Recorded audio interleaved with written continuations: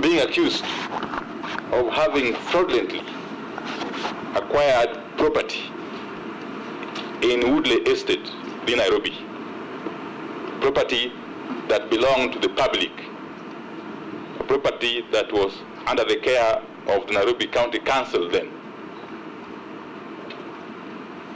This property is reference number LR number 209-13539/129. What do you have to say about this? And if indeed it is true that you participated in what Kenyans would love to call grabbing of public property, public land, how does that sit with the requirements under Chapter 6 of the Constitution, that if by any chance you are approved, you will be swearing to protect and adhere to? Thank you. Thank you, Mr. Chairman. I'll start with that very point. This is the Woodley Estate.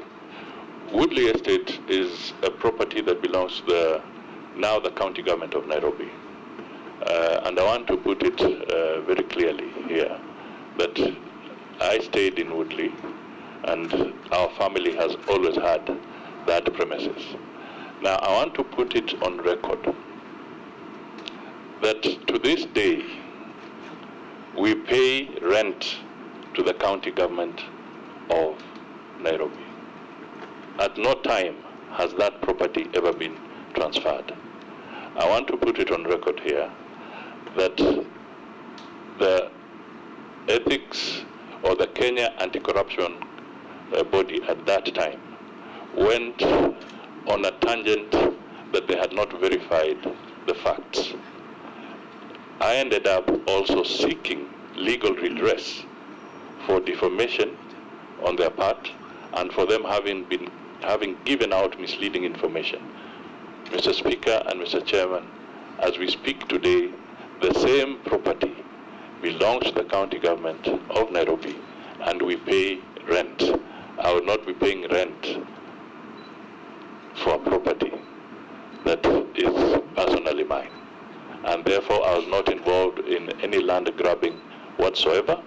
The records are there, and I can request that even this committee can go further and seek whatever evidence they wish from the county government of Nairobi on that particular issue. And hopefully it will also be put to rest, because it was, in my view, a witch hunt at that time. Mr. Chairman, I also want to say that it is on the coalition agreement. It is true that the founding members of Kenya Kwanza, that is Amani National Congress, a party that I belong to, but I'm no longer the party leader, the Ford Kenya, Mr. Chairman, you happen to be a member of that party, and of course the UDA party, headed by the President of the Republic of Kenya. We did enter into a coalition agreement which we submitted to the Registrar of Political Parties, and it is a valid legal coalition document.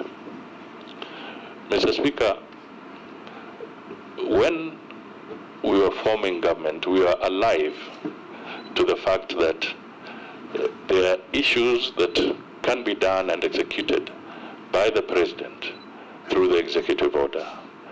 And these are now being manifested through Executive Order number 1. Now, the streamlining and clarity that we spoke about would be those that would help in refining the mechanisms of coordination of government. But they do not in any way negate the fact that the President, constitutionally and in accordance with the Coordination Act, has the powers to set up his government and assign functions, and this is under Section 132 of the Constitution, assign functions to his cabinet secretaries or to other persons in government in a constitutional manner to assist him in the delivery of services and leading the country. So I believe that we have not breached any law, and when we talked about looking at the Coordination Act was in the context of strengthening that Coordination Act and not necessarily saying that it is an impediment. Honorable Naisula. Thank you, Chairman. Honorable Musalia, you have been a fierce critic of the previous regime and especially on matters corruption. And if the recent events by the Office of the Director of Public Prosecution to withdraw cases of corruption are anything to go by, how do you intend to fight corruption in public service when it is clear that there is no political will to fight it? And what are your views on the withdrawal of these corruption cases, and why at this particular time? Thank you. Mr. Chairman. Before you answer, yes. Honorable members, we did agree as a matter of procedure that you lift your tongue and not your hand. So you wait when the member has finished, the nominee has finished, then you lift your tongue. It makes it easier for the media and for us here. I think what we can do, if you have a pen and paper, Honorable Mudavadi, we can take 2, 3, 4 questions, then you can be able to answer. Okay, so raise your tags. Number 1 is Naisula. Number 2 is Robert Mbui. Number 4 is Major Raso. Number 5 is Emase. Then after that, we'll go another round. So know your number when one fit, and I encourage you to ask 1 question each.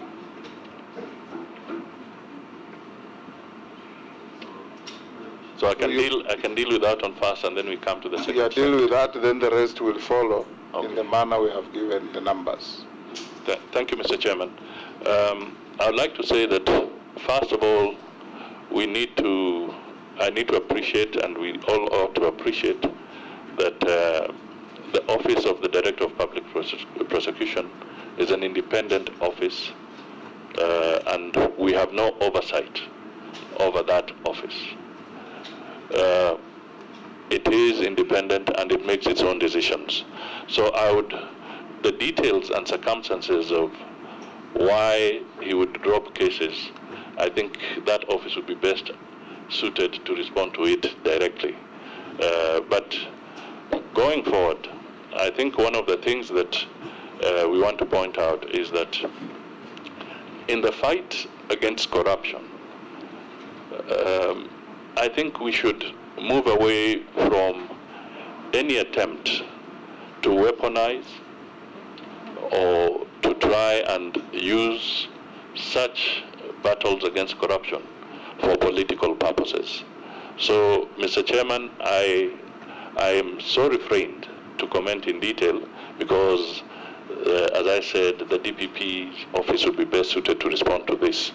But I think going into the future, it should be clear that whenever we are dealing with corruption, we must avoid anything that is a witch hunt, anything that is politically instigated, and we must be sticklers of the law.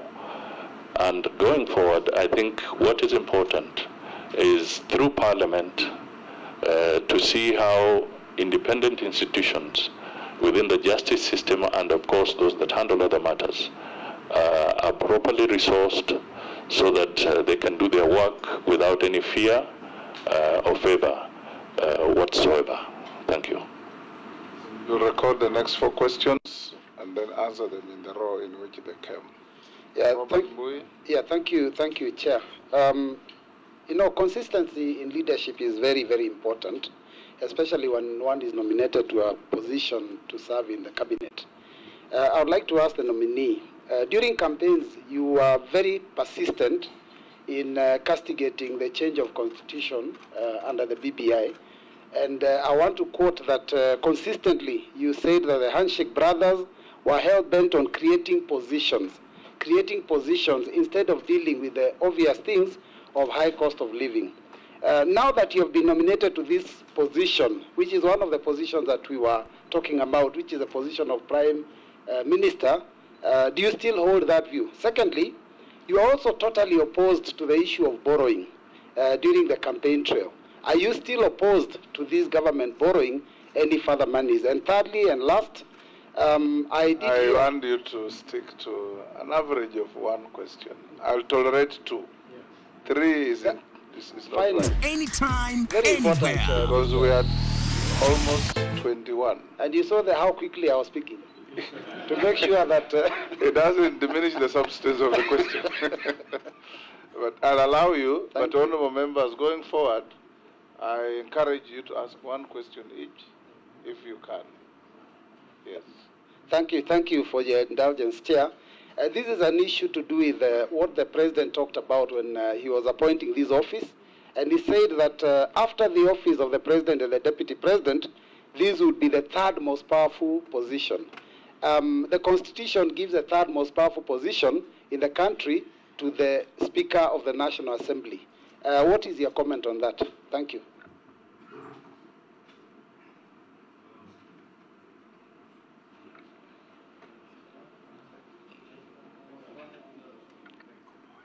The next is Raso. After Raso, we have Posil, then Emas. Thank you very much, Chair. The question I want to pose to you, Honorable Mudavadi, at the heart of this vetting is honesty, integrity, patriotism, trust, and acting in the greatest interest of the Republic of Kenya. As a former finance minister, and also looking through what Kenya Kwanza came up with as a manifesto, what are the likely things you are likely to do as the ringmaster or as the coordinator of government activities, the indicators of economic revival, or things you are likely to put in place for Kenyans to begin to start having money in their pockets? Thank you, Chairman. Thank you. You are the most disciplined, being a military man. Next is the Honorable Kosing. Thank you, Chair. And I want to congratulate the nominee for being nominated for this very position. But, Chair, let me ask the nominee, being a high-profile person in Kenya and we respect him, really, does he believe that this office exists? Being the first, and that in accordance, Honorable Speaker or Chair, to Section 7 of Public Appointments Parliamentary Approval Act, does it really exist? Being the first being vetted in this country. 2, through you, Chair, and that is and it's very clear evidence, Honorable Chair, when even in the executive order, somebody is struggling to be able even to give functions. And I want to go to this function of chairing and coordinating national government legislation and engaging or coordinating with the leadership of the House.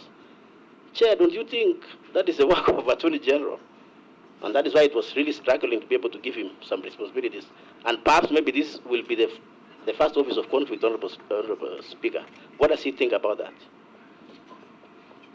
Honorable Member, I think as we go forward, take into account the ruling or the direction or communication from the Chair, that this position is properly grounded in law and under the Constitution.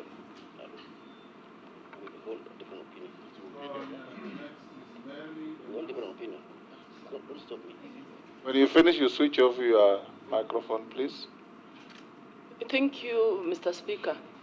Honorable Mudavadi, there is a general perception that the duties of the Prime Cabinet Secretary are similar to those of the Deputy President. How do you intend to ensure that there is no conflict between the two offices in undertaking your responsibilities? Thank you. You may now answer the 4 questions. Thank you, Mr. Chairman. First of all, I just want to state that I am a person who believes in consistency And I will explain myself so that that issue can be clarified. Mr. Speaker, the issue that relates to the BBI debate that is now behind us, if one will recollect very carefully, on both occasions, when I was at the Bomas of Kenya at one of the public functions, I did highlight that there are some good things in that document, and there are also some toxic things in that document. What I said then still holds today. And clearly, one of the issues that was on the table at that time was that the issues around the BBI found their Waterloo because we did not listen to each other. I will personally say that at one point I did highlight at the BBI meeting that this institution called the Ombudsman to the judiciary was going to scatter the very noble objectives within the BBI document, because it was going to encroach on the independence of the judiciary. Mr. Speaker, without blinking, the people at Bomas heckled because they thought that we were not speaking to the truth. But one of the key issues that led to the Waterloo of the BBI document in the courts of law was precisely that, because it was a good document mixed with some toxic aspects, and that is a matter that is now behind us. Mr. Speaker, it also is important for us to consider that in the conversation, the reorganizing of government, and that is one of the things we said, you could reorganize government at a less cost without having to go to certain levels. And if then the country is in the right mood and there's sufficient public participation and consensus, constitutions will be amended, and in any case, there's room for amendments of constitutions. So on that score, I just want to say I've been consistent, and I don't think I misled anybody on this particular issue. I want to state that on the question of debt, the country right now is facing a challenge of debt. And from 2015, for instance, I was very consistent to the Kenyan people during my political campaigns then, stating that we need to rationalize our borrowing, to be more prudent, so that the profile of our debt can have more concessionary funding. The portfolio should have more concessionary funding and limit the levels of commercial debt that we were incurring. I think that remains an objective that we must pursue as a country going forward, because we will still borrow, but we must borrow prudently so that the debt repayment process does not harm other activities of government. We should not be borrowing to deal with our recurrent expenditure. We should be borrowing so that we can engage in serious capital development, whether it's infrastructure, water, health, etc. So these are critical issues that I would be saying that working in a collaborative manner with Parliament, we can find better solutions collectively in dealing with this particular debt challenge that we have. But ladies and gentlemen, I think it should also go on record that we must be an honorable government. And honor in this kind of situation for any nation is your ability to repay your debts. We should not be a country that should walk into the defaulting mode. And it will be therefore necessary that going forward, we work closely with each other, and Parliament also plays its oversight role so that the honor of this country can be maintained on this debt issue.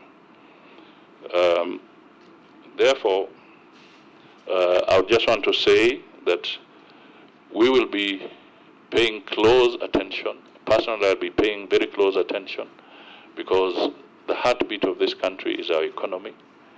The people are suffering. The cost of living is very high. And the initiatives that we must bring forward through legislation and even policy interventions must be those that will mitigate these particular challenges. But they must also be realistic and be in accordance with the law. I also want to touch briefly on the issue of the Kenya Kwanza manifesto. I think it is important that at the very earliest, that political document, which was the flagship of Kenya Kwanza, is translated into a serious and fundable policy document of the government of Kenya, highlighting the specific areas that were the flagship, things that would create jobs, the issue of access of credit to a wider section of the country at affordable rates, the issue of making sure that the cost of living is mitigated and people live with dignity is going to be forefront in what we want to do. So we will engage all stakeholders, and I'll want to plead that we work very closely with Parliament so that we can remove the backlog in pieces of legislation that may be obstacles towards moving forward. We'll be open to also listen to ideas and even support legislation that will come for the benefit of this country from the opposing end of our chamber, because we have one nation and we have to work together collectively to find solutions. I also want to state that the AG's office, Mr. Chairman, is the primary state legal advisor to the government. And they have a lot of other functions that they also deal with. Now, when we say that my office will be providing greater liaison, Mr. Speaker, Mr. Chairman, this is important because we live in a political world. We want to be able to have greater collaboration, greater interaction, greater consultation, so that those of us who then will be interacting quite a lot with the general public on some of these issues from the executive viewpoint, can have the right interface between Parliament and the people as we move forward. There is no intention whatsoever, and I have been in public office for a long time, to say that we can use up the role of the Attorney General. We shall be very careful, but it is important that that political aspect of it is brought forward more effectively than in the past. We must have more robust consultation, Mr. Chairman. I also want to make it very clear that we want to bring a whole of government. We want to bring that cohesion. We don't want to operate in silos. We don't want to be territorial. And I think this speaks volumes in the functioning of government. I think part of our problem sometimes is that somebody says that this is my boma, and I don't want anybody else to be part of this boma or to be in this boma. I think that is dangerous going forward if you want to work together as a nation and to have a coordinated government. So we want to have that open and holistic approach. I also want to assure the members that I don't think President Ruto was struggling to define functions of this office. It was perfectly in his realm to examine and decide how we can support each other. And I am sure that if we look carefully, there's no conflict whatsoever with the functions of the Prime Cabinet Secretary's office and the Deputy President. And I also want to put it on record that where would you find a government on this earth where there are no cross-cutting issues? There are always cross-cutting issues in government, which require consultation.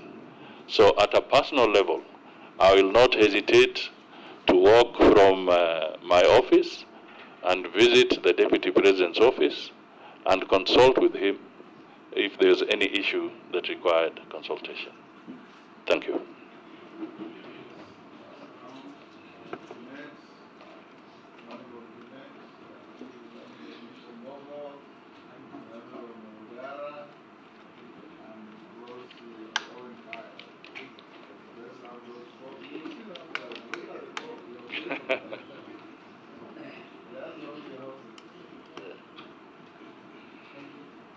Thank you, Chairman. Chairman, I wanted to put my question in this way.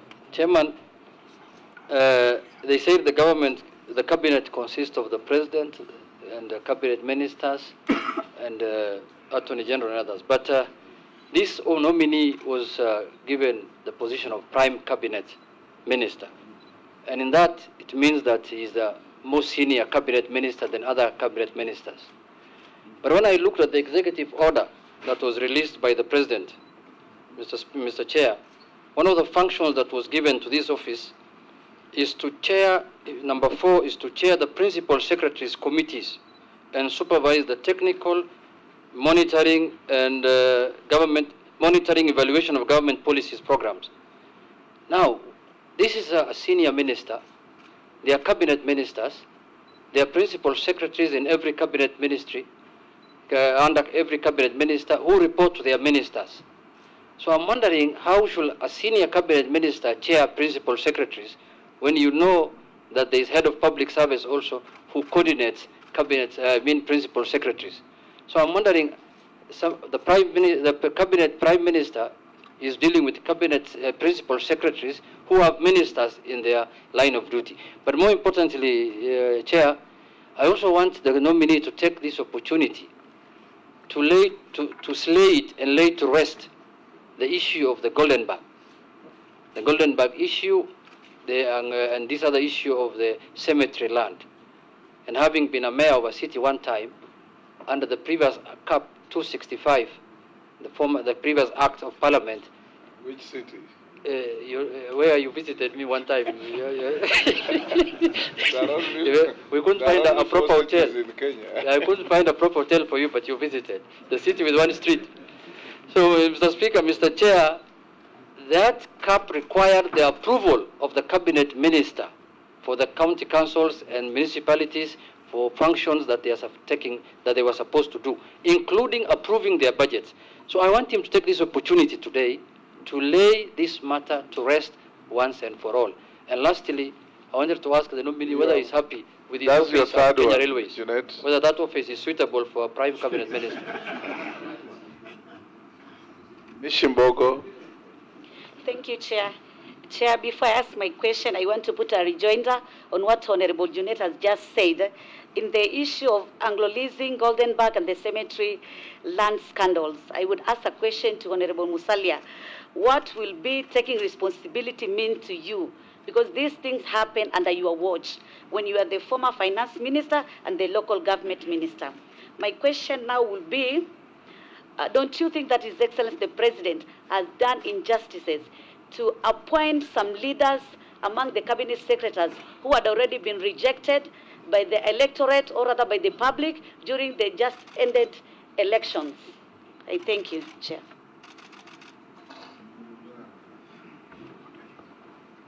Thank you, Mr. Chairman. This is to the nominee. Under Executive Order number 1, one of the functions that has been, or one of the roles to be played by your office is that of coordinating the legislative agenda of the government with the Parliament. This is where actually it comes into conflict, or it's supposed to be in conflict with the role of the Honorable Attorney General, but it's clarified that it is coordinating the legislative function between the legislature and the ministries. And in most cases, ministries deal with the subsidiary legislation. We have seen ministries making laws, subsidiary laws, which are known as delegated legislation, which are so inconsistent with the other laws that it has taken Parliament a lot of time to actually do away with most of those regulations. That is called annulling, and this is done through the Committee on Delegated Legislation. As the coordinator of that function, how do you propose to deal with laws made by ministries when they are brought to Parliament, so that we do not have to spend a lot of time annulling, but should actually be passed for purposes of enabling the government to function properly? Owen Baya. Thank you, Speaker, Chair. Honorable Musalia Mudavadi, taking your experience in economics and having served as Minister for Finance in this country, looking at this country, the cost of living is very high. We have issues of the subsidies in fuel and unga and all that. How would you advise the President on how to bring down the cost of living, how to work around the issues of subsidies and bring down the cost of fuel in this country, and what would be the expectations of Kenyans in terms of economic revival and economic uplifting as you take office as Prime Cabinet Secretary? Thank you. There we go. Nominee.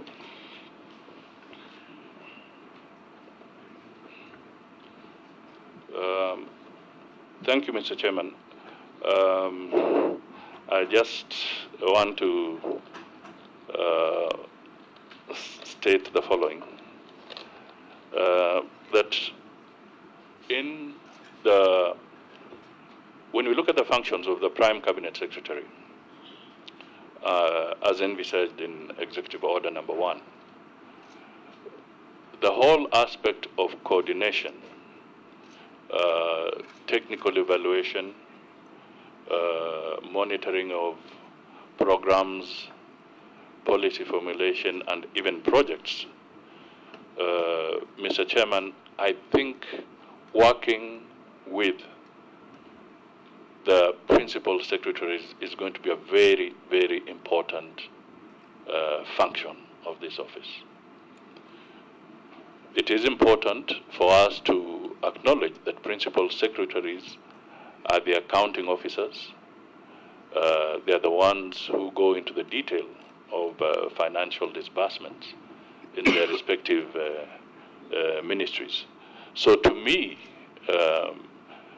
having a situation where there is a regular, constant, and structured interaction in this area will play a very, very important role in improving on efficiency and resource allocation in the country, at least from the perspective of this government. So I do not feel in any way that this is a demeaning role. I think it is not. No Kenyan, no office is too small in this country. We need to pay attention to the detail. We need to develop a structure where clear data, clean data, will become the driving point for our decision making across the board, policy formulation, resource allocation. We need accurate data. And I think it is important that we have a blend of the politics working with the technocrats to try and tease this out for the betterment of the country. I also want to state again that I did address the issue in my opening remarks around the Golden Bag, and I want to assure this committee and the country at large that my conscience is clear. My conscience is clear. This was a menace to this country. It was a program of export compensation, which was a policy position of the government of the day to try and spur exports in this country. And then it was abused. And in the process of it being abused, it caused havoc. And I would really plead that the members of the public, and more so I would appeal through members of the Fourth Estate here, if they can help Kenyans to dissect the Judicial Commission of Inquiry report in this country, it will really help in getting Kenyans to understand where we were, what was this about, and how did it come to an end. I can only plead on that basis. On the issue of the cemetery scandal, I come back to it again and I say this matter was dealt with, it was investigated, the matter was even dealt with through the courts, and the decisions were made by the courts. And I was not in any of those areas as somebody who was a suspect or anything. So it is so clear that that matter has come to an end. On the issues, somebody raised an issue about Anglo-leasing. Again, I can only say that it would be important to note that this matter was dealt with again in 2016. And in 2016, I was a state witness in those matters. I was not a culprit. I went and testified as a state witness. So I think I would say that that should be sufficient. On the issue of the Kenya Railways, I am happy, very happy about the Kenya Railways as a location for this office. First of all, the people who voted us in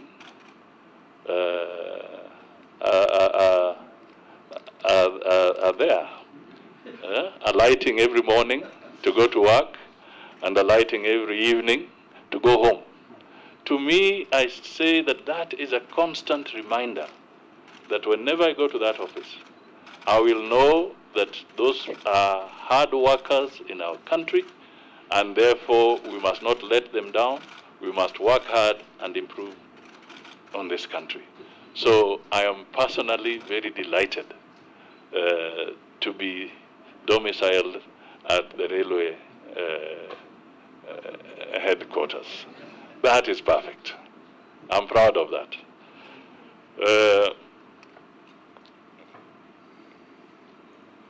Mr. Chairman, nominating people who may have contested in elections and maybe not succeeded to take up public offices is not an offense. It is perfectly constitutional, and it does not mean that because you have lost an election that you cannot be helpful to the nation in a different capacity. I am sure we sit here, there were those who are from the Kenya Kwanza realm, and there are those who are from the Azimio realm. People made their decisions, but here we are sitting as this committee by right and beginning to work together towards what is good for the entire country. So I don't think we should discriminate against any individual who may not have succeeded in one situation from taking up an assignment in another position. I want to assure that the issue of delegated legislation is very, very important. And that is why we are putting more emphasis around this need for coordination and liaison and cooperation within ministries and also with greater interface with the National Assembly, and particularly those that will also handle not just all legislation, but even that delegated responsibilities on matters of statute. I want to state here that that holistic approach is what we want to bring in. Because it is true, when we operate in silos, we create laws and regulations that become a serious problem to the functioning of the economy and delivery of services. So I think that is a very critical anchor in this matter. On the issue of subsidies and maybe broad commentary on the economy, I just want to say that subsidies can be very expensive. They are usually what you might call targeted interventions to try and mitigate on some issues. Some may be short-term, some may be to spur certain economic activity or agricultural activity or production. They are usually short-term interventions targeted. But I want to try and appeal to the nation that we should not become a nation that thrives on subsidies, because they can be very expensive to maintain. Funding of subsidies can be very, very dangerous if your economy cannot sustain it. And a classic example was the subsidy around the petroleum sector. Mr. Chairman, as I speak here, I was the one who actually removed price controls when we were liberalizing the economy, even on petroleum products. And price controls were also a hidden way of trying to introduce subsidies on petroleum products then. And we used to have shortages of petroleum products because people were playing around with that kind of economic regime. So if we want to go forward, we must be very, very careful that subsidies do not become a permanent feature of our economic policy. That is what I would advise, and that is what I'll advise the President and advise the Kenyans on this matter, that we must find better ways in the long run of spurring economic growth and activity so that people can move away from that. And the key is to make sure that inflation is tamed. Because the whole issue of subsidies is because somebody feels that something is not affordable. So they are looking for some mitigation.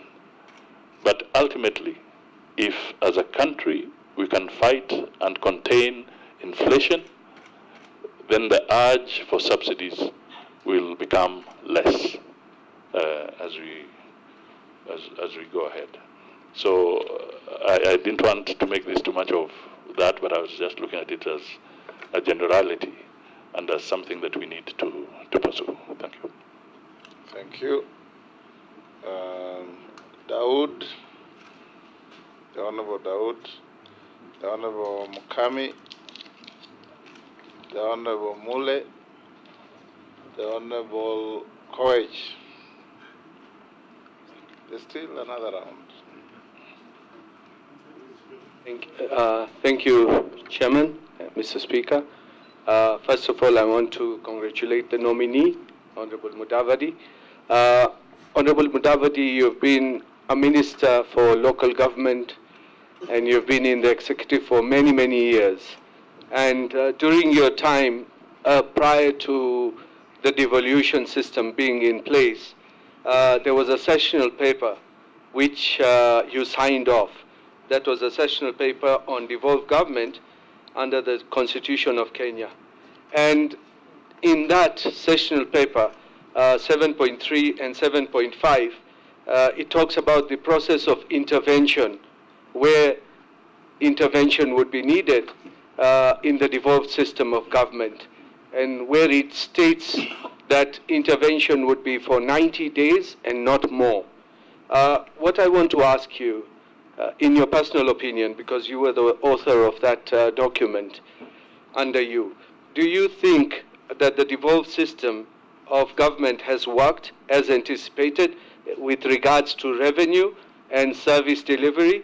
And as well as, do you think that under the devolved system, the national government should take over any functions which are assigned to the county government, and NMS was established by the national government, which had 2 years under its wing? Do you think that do we need, as a national government, to take over any other county in the same manner as NMS? Because if it is possible, then is it 90 days? Because I know that's not your purview, but because being a minister for local government for all those years, and in being in the executive, would you advise the president to do what you have suggested in that document?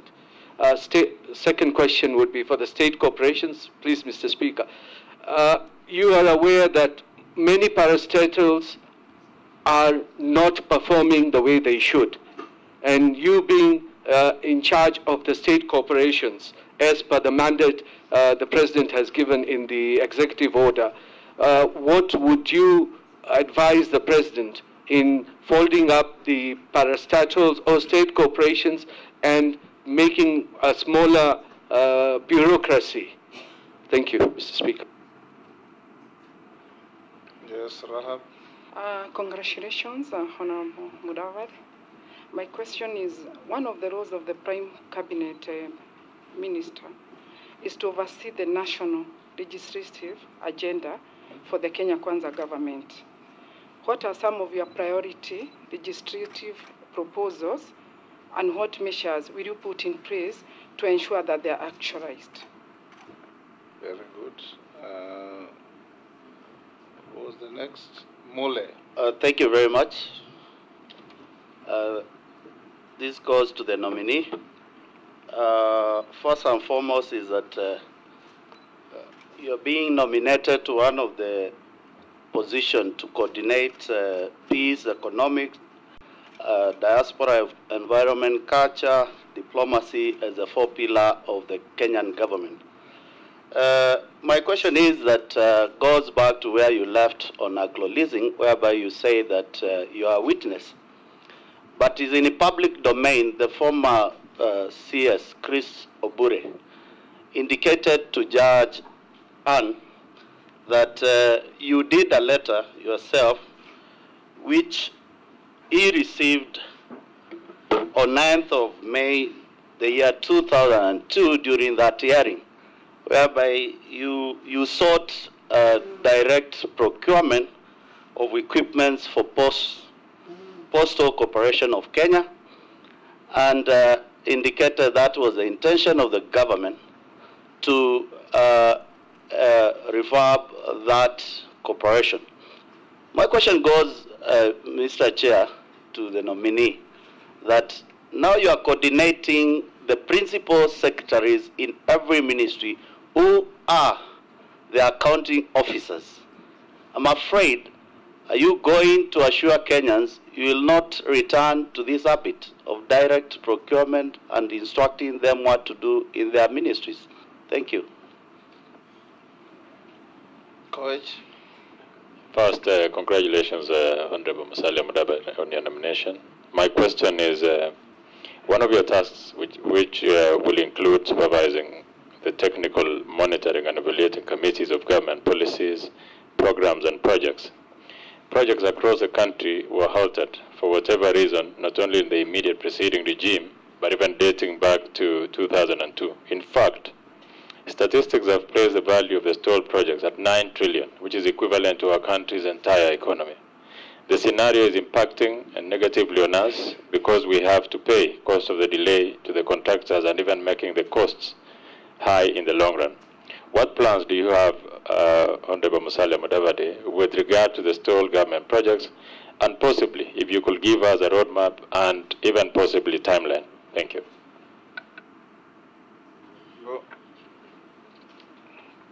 Thank you, Mr. Chairman. I'll just start with the issue of devolution. It is true that when the country promulgated the 2010 Constitution, I was tasked with the function of ensuring that the initial legislation, critical legislations to facilitate and actualize devolution were put in place. Now, there is the issue of when can the national government perhaps intervene.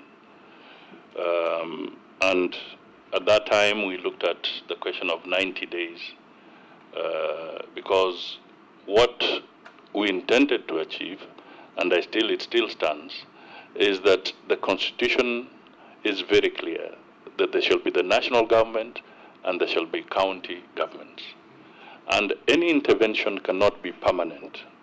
An intervention to undertake some corrective measures must be limited, targeted, so that the rights of those people in that county can be restored and they have the ability to govern through their county governments. That is why the intervention period was limited. The issue that we have seen, as in the case of the NMS, all I can say is that maybe we have to wait for the report of the Auditor General at the end of the day to bring out the details of how this particular intervention was run or conducted. But the initial findings that may be in the public domain is that the NMS itself has left a debt of almost 16 billion to the county government of Nairobi. And the nature of how they went in is such that they may not have followed proper procurement procedures along the line. But without casting any ill motive or on any particular thing, I think the report of the Auditor General will be very helpful for us to really discern the experiences of NMS in Nairobi, and also then be able to guide Parliament, guide Kenyans, and guide the county governments on any future interventions, because this is a learning process. We have had devolution now for 10 years.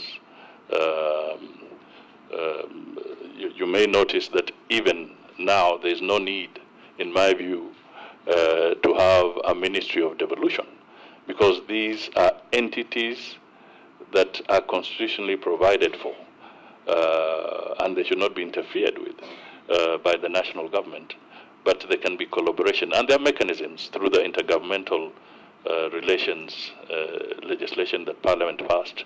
There are ways that this can be done. On the issue of state corporations, there are many.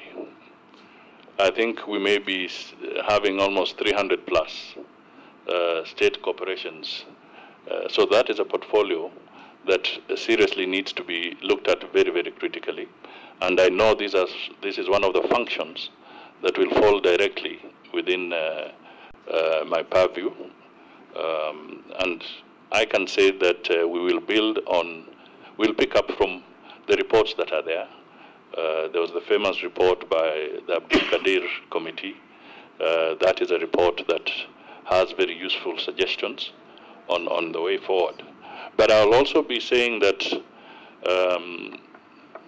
and to also touch on part of the legislation agenda, I will really want to request Parliament to actually just reflect and realize that the privatization program in our country of some of these state corporations has actually stagnated.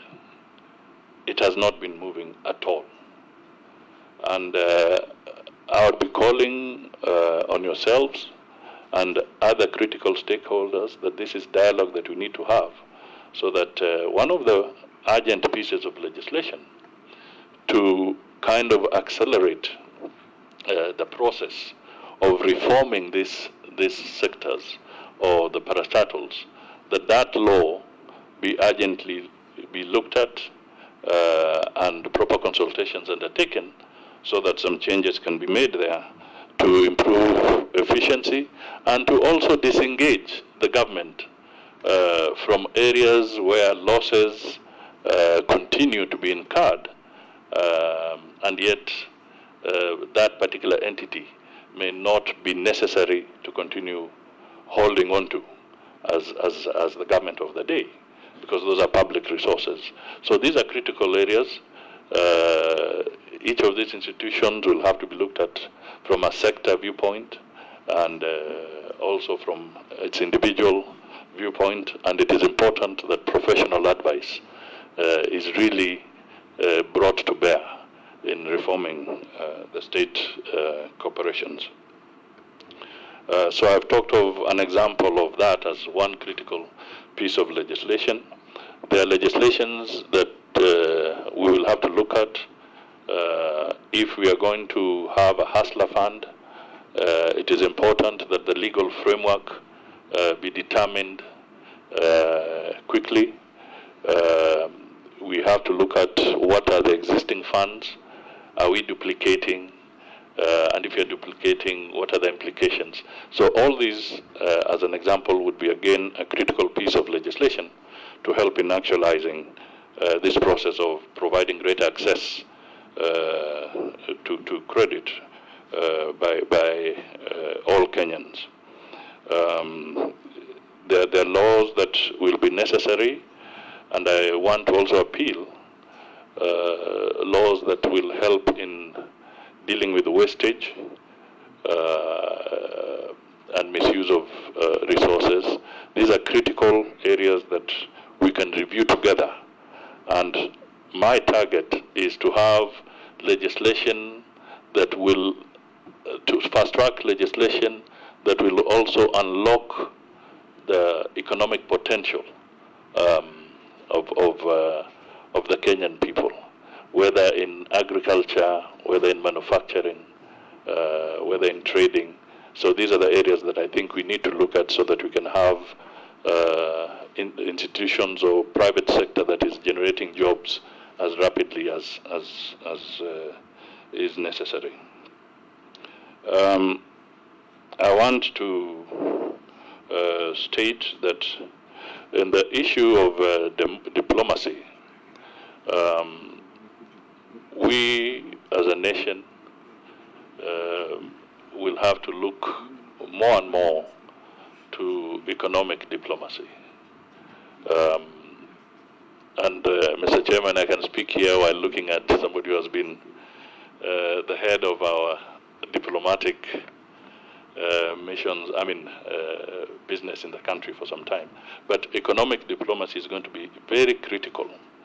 What are our interests? We must quickly see how we can benefit from areas like the African Continental Free Trade arrangements. We must look seriously at enhancing our presence and our footprint within the East African Community region, whether you're bringing in the DRC, South Sudan, and how we can network. We must also play a very significant role, because for economic diplomacy to work, there must be peace in this region. So we must be more aggressive in dealing with the issues around Somalia. We'll have to be more aggressive in dealing with the issues even around South Sudan. And I can give an example. For instance, there's a road that the government of Kenya, with its partners, want to push all the way to Southern Sudan. But there is an issue right up there between Kenya's border and South Sudan that requires urgent political resolution, because that road is supposed to link. So the funding is there, but the process cannot be completed or pushed further because there's still some political issues to be dealt with. So these, to me, are going to be very critical interventions that need to be done. The diaspora, Mr. Chairman, the figures are in the public domain. The Kenyan diaspora, for instance, brings in place into this country almost 480 billion Kenya shillings annually. And the president has, in fact, in designating the issues around foreign affairs, has now brought the issue of the diaspora to the limelight, because that has now become a very critical constituency in the development of our country. We also have to take advantage of things like the climate change programs and play a leading role in those areas. They also provide a platform for a lot of funding if we can work well within those circles. So in coordinating matters around diplomacy, I'll be putting a lot of focus there, while also saying that we need to also continue strengthening our relations with our traditional partners, and make sure at all time the Kenyan interest is covered. We may even want to work more aggressively. There's been an attempt about Kenyans who are suffering in some countries when they get jobs there. These are issues that will require very serious and more robust and high-profile intervention to try and deal with that crisis, so that we can avoid seeing the things we see and we read about, Kenyans undergoing very serious problems in different parts of the globe. I just want to repeat the issue around Anglo leasing. I want to state that that matter was canvassed in court. It was dealt with. It is behind us. And even the issues that came up, it was not too long ago that I read in the papers that indeed, even those who were facing trial on some of these issues were acquitted eventually. So it was dealt by the court.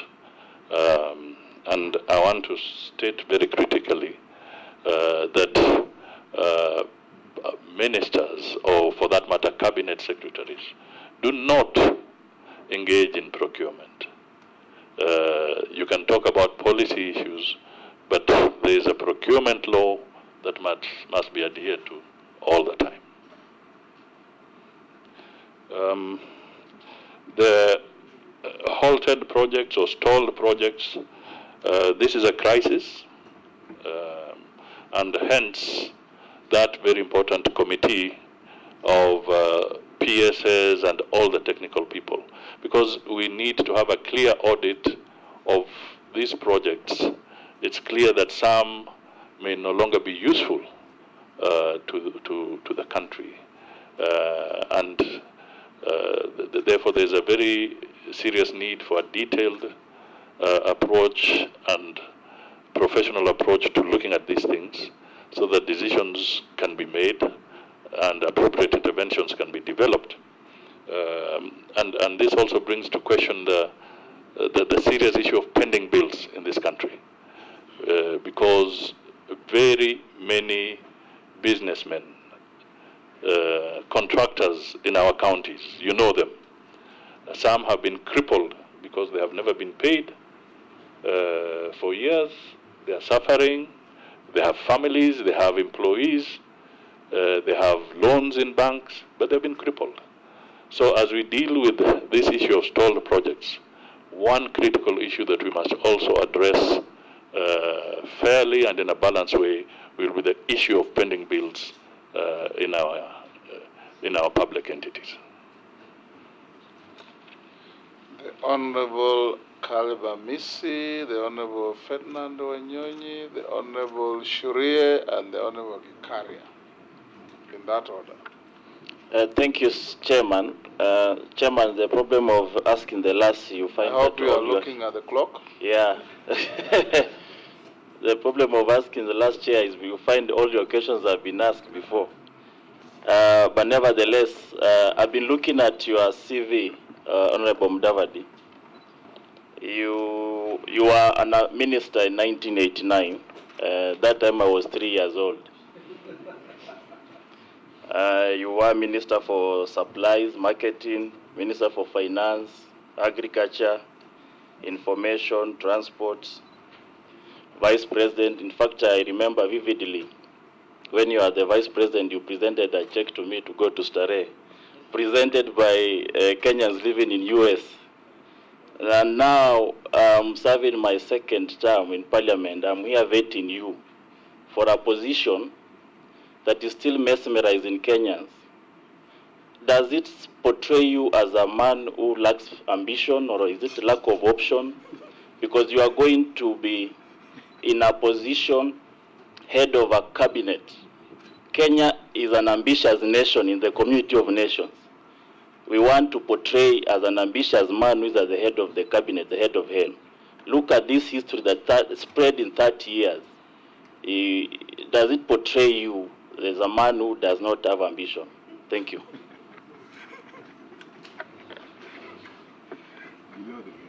Mr. Chairman, I want to ask you very back home that in the previous parliaments we have been actually, as a committee, there has been a tendency of the cabinet secretaries failing to honor summons and failing to respond to matters comprehensively without doing any research, what have you, and in a timely manner. In your role, how will you ensure that the cabinet secretaries actually attend the committees and sometimes come to parliament? Because we've had these cases where you someone and a cabinet secretary sends somebody else, maybe a junior fellow, and can't even answer comprehensively the questions that you're supposed to be. So are you going to ensure that that is done properly?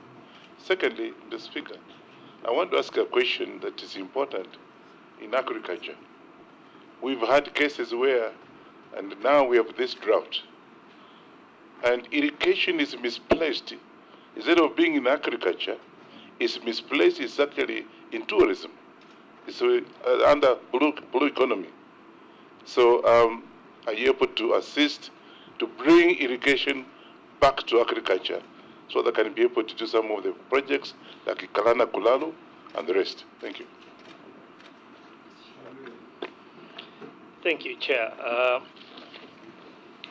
wish to ask the nominee, how does he want to cultivate a relationship and a good working relationship between institutions that oversight the government, e.g. Parliament and the Office of the Auditor General, with his office and being the Prime Cabinet Secretary together with his cabinet? Thank you. Kikaria. Thank you, Speaker. Pengine niulize ndugu yetu Wycliffe Mudavadi swali kwa Kiswahili. Unajua serikali ambayo iliondoka ilikuwa na agenda 4 ambazo zilikuwa nzuri sana. lakini haikuweza kutimiza yale maneno ambayo ilikuwa.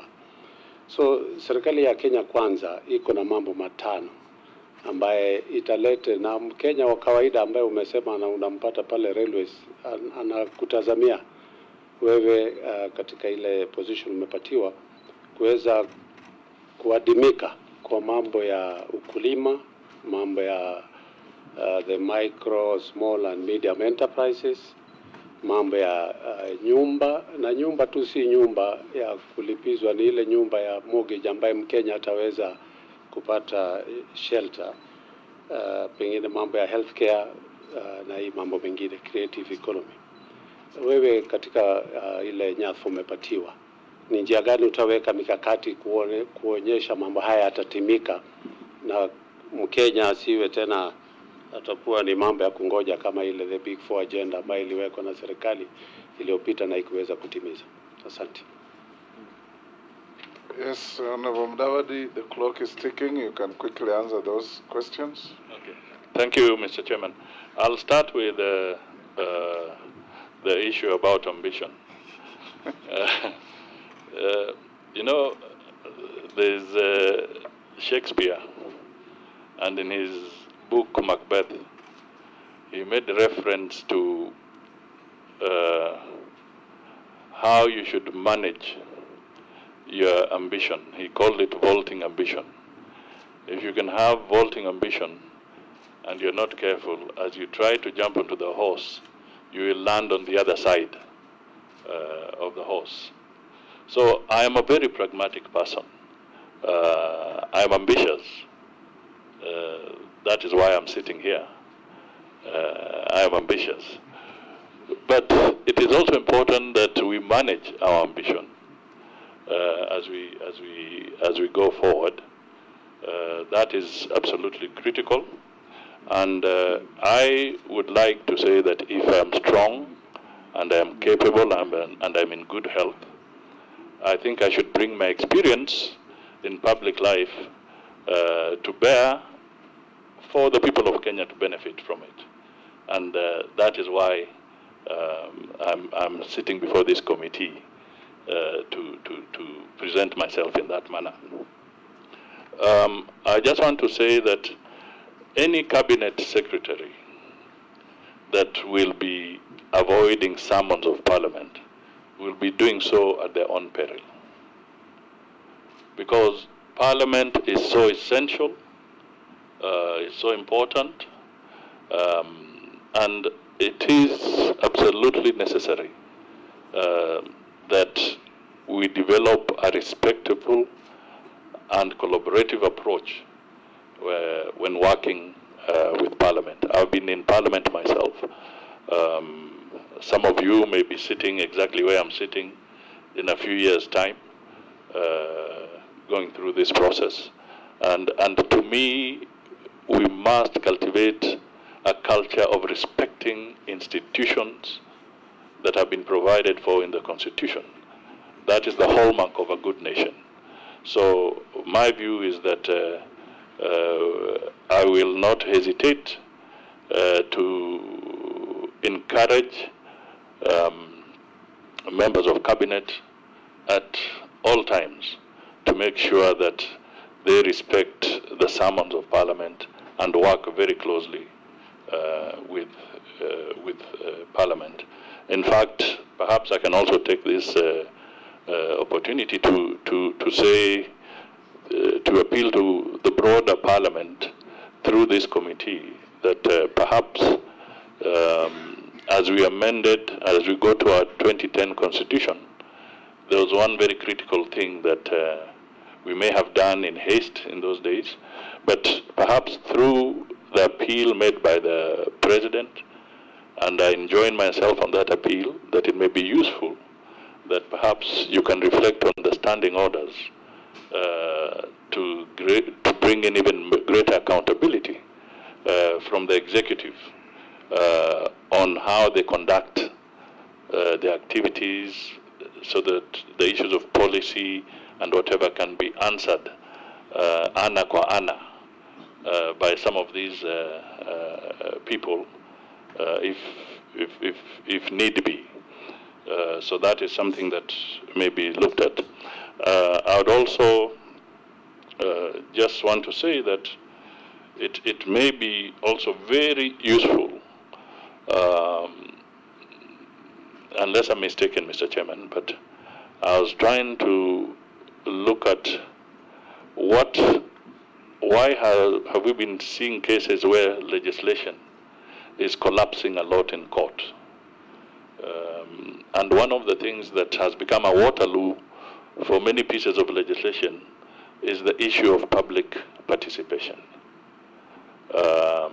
It is a provision in the Constitution, but I would want to appeal to Parliament to give it more thought so that we can refine that area and figure out what is really public participation, what is adequate, what should be the parameters, because it's still vague. We are going by court rulings largely on this matter. I think some help from Parliament to refine this area might be very, very useful so that we can avoid too many delays of critical pieces of legislation as we go forward. I agree that we must continue looking at functions of government. There's wisdom always from a different perspective when creating the structures and functions of government.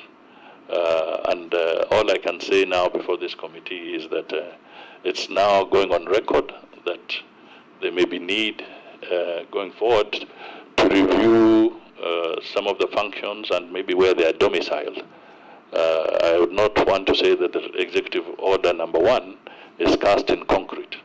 It is a living document that can be reviewed for further efficiency in government in some of the sector areas.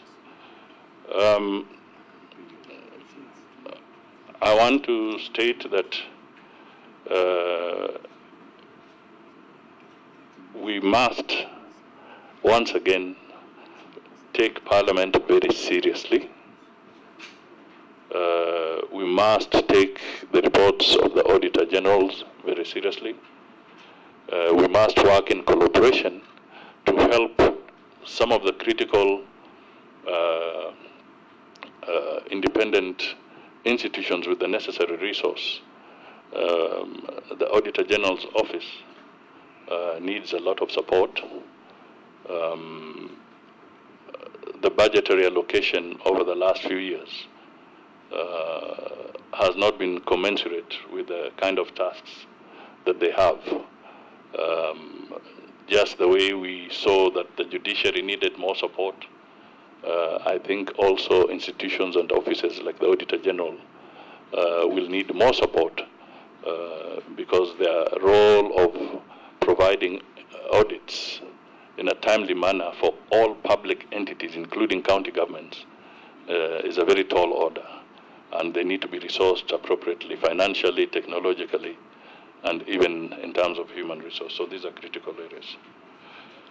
Kwa yale mambo ya agenda 4 zile kubwa, the big 4, kilimo, manufacturing, mambo ya afya, na mambo ya kupeana makao ya kiheshima kwa Wakenya, mimi nitasema tu kwamba katika ile manifesto yetu ya Kenya Kwanza, hii agenda ambayo imetajwa hapa imenukuliwa kule ndani, iko kule ndani, na tutazidi kuangalia kwamba wakati pesa za kitaifa zinatengwa ama zitaelekezwa katika sekta hizi, ili tuwe na uwezo wa kuhakikisha kwamba tutatimiza yale ambayo tuliahidi wa Kenya. Nadhani nitakomea hapo kwa wakati huu. Thank you very much, the Honorable Mudavadi. 3 minutes and final appeal to the committee in 3 minutes. My prayers are that you find me suitable to work with you and to work with other Kenyans in delivering service to the people of Kenya. I just want to emphasize that in my role, I want to have a very strong interface with Parliament so that we can find common solutions.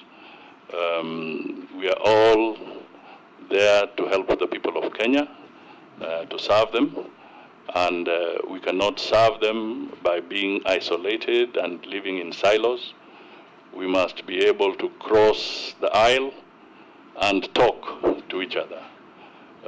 So this is what I would really want to encourage, and to say that I'll be ready and willing at all times to engage with you, either collectively, as maybe in committees, or even individually as legislators, so that we can find solutions.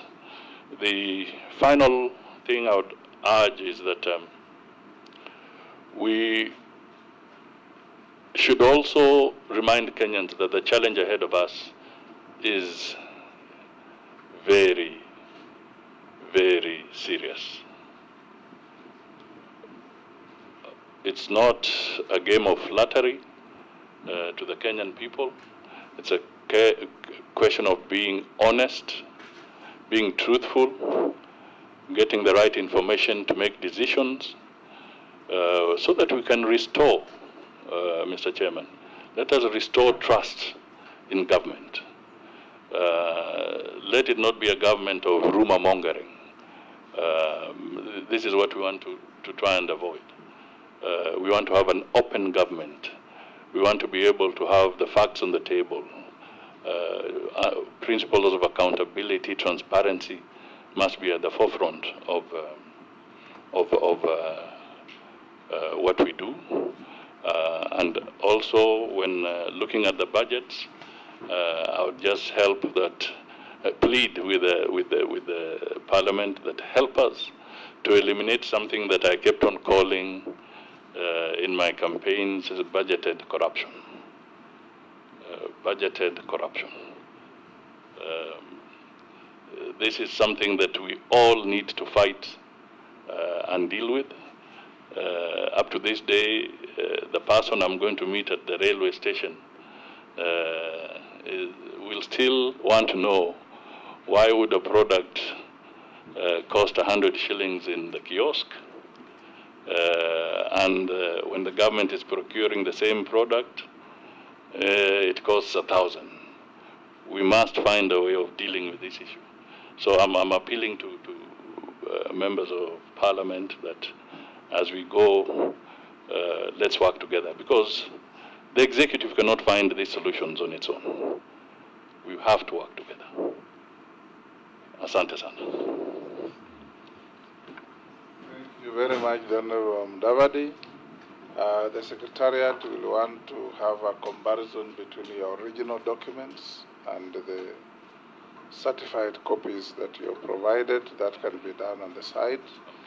This brings an end to your engagement with this committee. I want to thank the honorable members for the wonderful, positive decorum and incisive questions that you have put to the nominee. And if we carry on like this, I think it will be a very, very good idea. You have all conducted yourselves very well. And Honorable Mudavadi, thank you for answering all the questions candidly. You are now released to go to your other national duties. And the Sergeant at Arms can now usher in our next nominee, who is the National Assembly Speaker Emeritus, the Honorable Justin Bedan Njoka Muturi. Mr. Chairman, can I also leave this document here? I'm sure you have it, but I don't know. The Judicial Commission of Inquiry. You can, yes, you can leave it, submit it as well, part of your documents.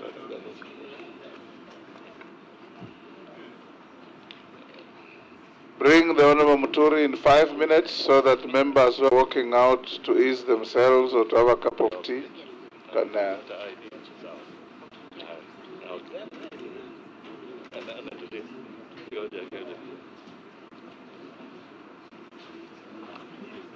Leaders of the House, who is your whip in this regard? Because we want to observe.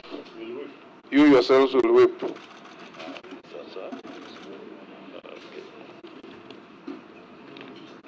else do you want? Do you want a publication? Do you want any publications? Yes, King. Yes. Those are, I think I made reference to them.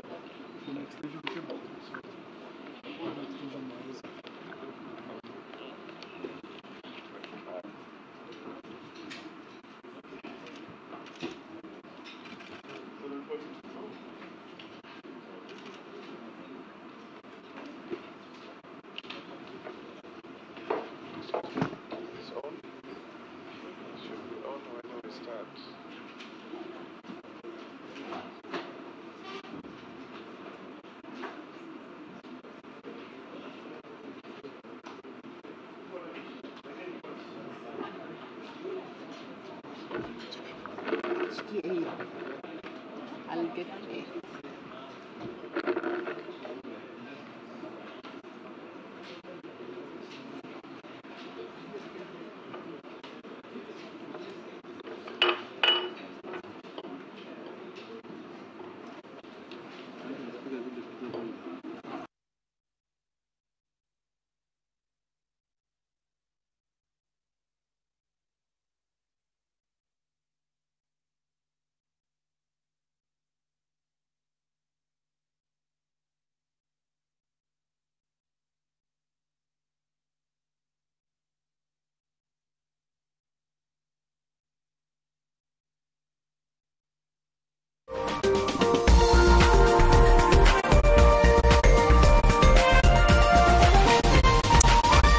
This is NTV.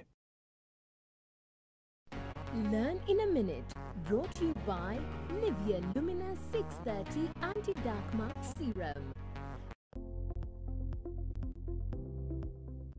Dark marks on my face? What causes them? Yet I've tried everything. Hello, my name is Emma and this is Learn in a Minute.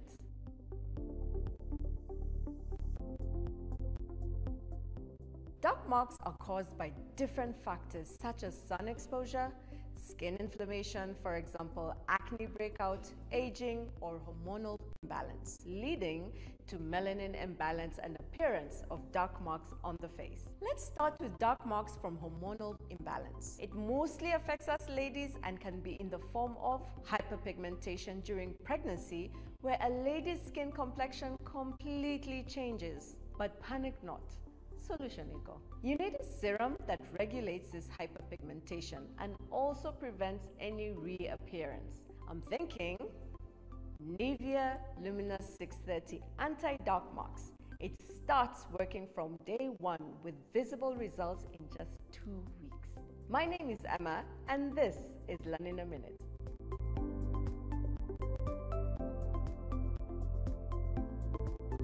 Learn in a Minute, brought to you by Nivea Lumina 630 Anti-Dark Mark Serum. Nivea Lumina 630 worked from day 1 with visible results in just 2 weeks and 71% dark marks reduction in 12. Join the 1 million women already using the #1 Lumina 630 from Nivea. Dad, okay, I met with Mom. I saw her passed out in the arms of Gabriel's dad and I had no choice, so I brought her to the hospital. You should leave now! Dad, she needs her family right now. She really needs you. Well, that is exactly what she gets. For everything that she did to me. Myla's family just likes to gossip around.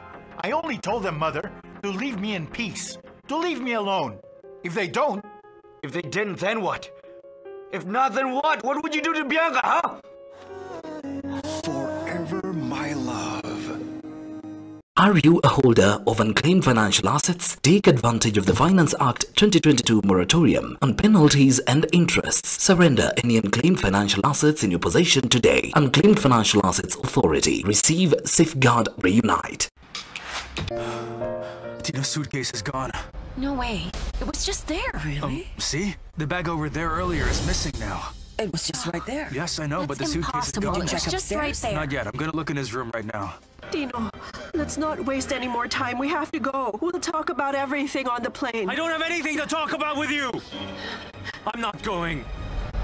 Okay? Because I finally realized that I don't want you near me. It had to be you. Crystal Rivers Residences along Mombasa Road comprises 3-bedroomed apartments, 3-bedroomed and 4-bedroom townhouses. The only mixed-use development close to the Nairobi Expressway. Easy payment plans available. Terms and conditions apply. Call 0757 620 202.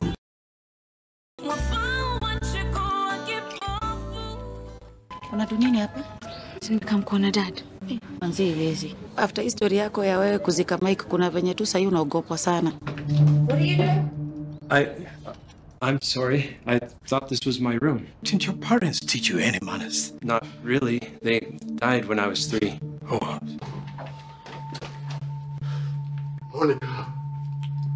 Monica, I love you. I need your help with the baby. Later. Come on, Bob. Sorry, I have to go. Bob! Protect the ones you love with the power of Dettol Bar Soap. It cleans and protects from up to 100 illness-causing germs. So no matter what type of mum you are, trust Dettol. Dettol celebrates Global Hand Washing Day. So take a drop in a shower. Hey, I go by the name Jabidi.